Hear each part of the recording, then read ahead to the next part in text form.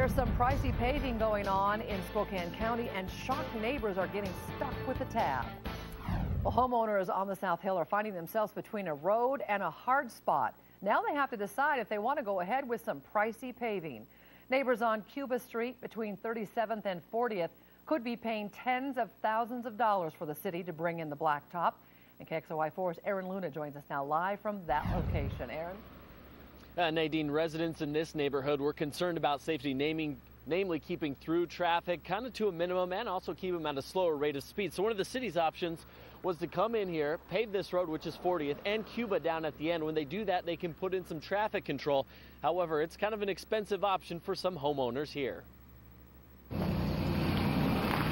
Driving Cuba and 40th on the South Hill is dusty, dirty, and bumpy. But the cost to pave it could be more than the hassle of dealing with it. Around $21,500. So, yeah, it's a decent amount. Jesse Achenbach has lived on 40th Avenue for 5 years. Recently, the city asked the neighborhood if they wanted a change. We want to pave unpaved streets in the city because, for one thing, there's an air quality issue.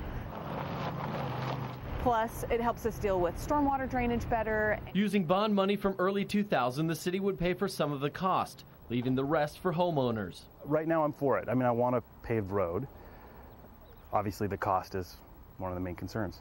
But the cost would also fall on some who don't even live on the dirt road. We don't use Cuba as an access road going south, so it's not of benefit to us.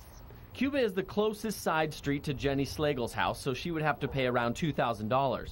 Our vote will definitely be no.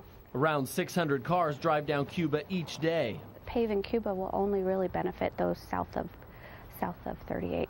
But the cost isn't shared by road users, only by homeowners who would see a property value increase from the paving. So if more than half of the neighbors, or half the neighborhood, I guess is the best way to put it, want to move ahead, we can move ahead. If they don't, this is a project that doesn't have to go ahead.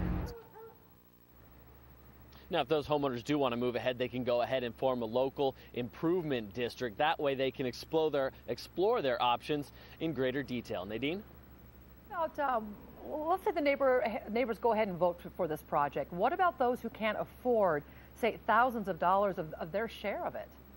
Yeah, and thousands of dollars is a very low number to be in general here. The most common way for people to do that is through a bond. That's usually a 10-year bond, but keep in mind that does incur interest. Reporting live on the South Hill, Aaron Luna, KXLY4 HD News.